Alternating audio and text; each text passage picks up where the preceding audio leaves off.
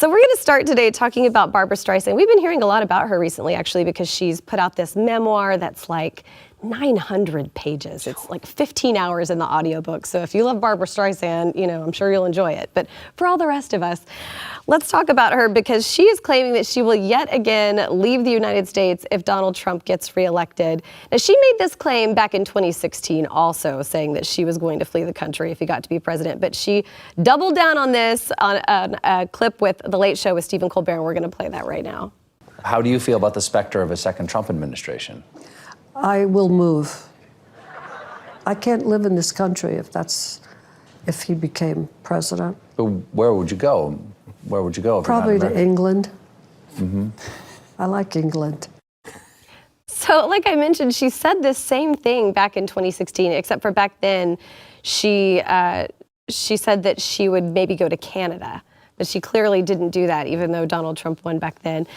We've got some other celebrities that have made similar claims. Whoopi Goldberg said the same thing. Raven-Symoné said she was going to move to Canada with her entire family. She said she already had her ticket. There were a couple of other big celebrities, Miley Cyrus, Briyn Cranston from Breaking Bad, Lena Dunham, Amy Schumer, Chelsea Handler. They all said that they were going to move if Trump got elected, and of course that didn't happen with any of them.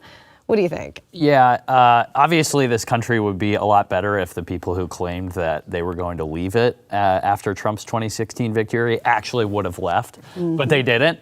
I think the more revealing thing here is that a lot of the elite leftists who just say, oh, I'm just going to turn on a dime, I can go whenever I want if something bad happens here.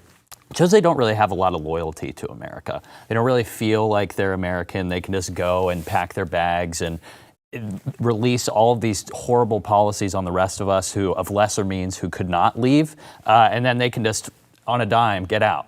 The other thing that's important, too, is that before 2024, we are going to witness the biggest flood of propaganda. I'm predicting this, but I think it will be the biggest flood of propaganda even mirror it will dwarf what 2016 and 2020 were, and so I think that's all the more important for people to join with us and cut through all of that, and fight it.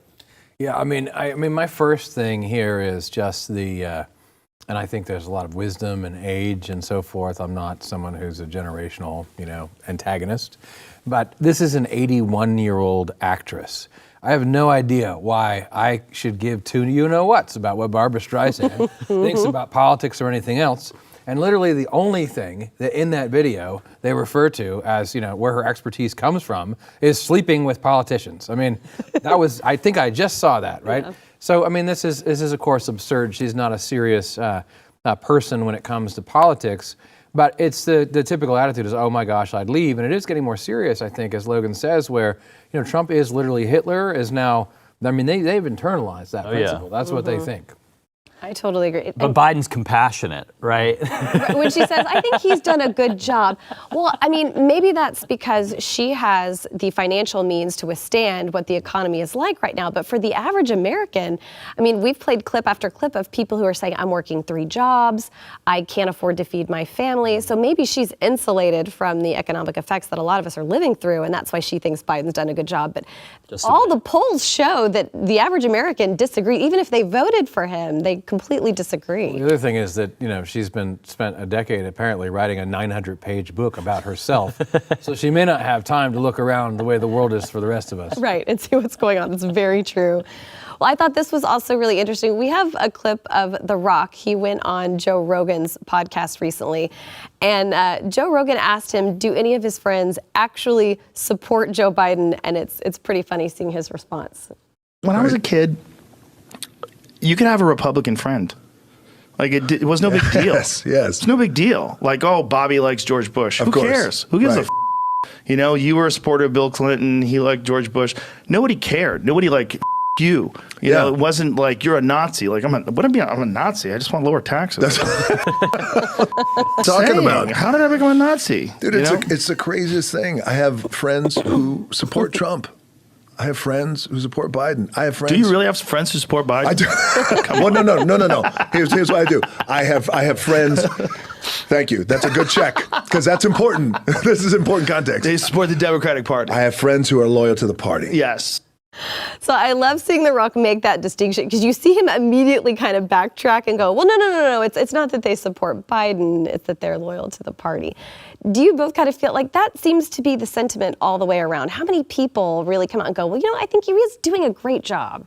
Yeah, Biden's clearly just a puppet. He's a stand-in for Obama, the Obama administration. I mean, the people in the Biden administration are just like third-rate Obama staffers. So this really, the proper way to think about it is this is Obama's third term. Everything we're seeing now is just Obama policies coming to their logical conclusion.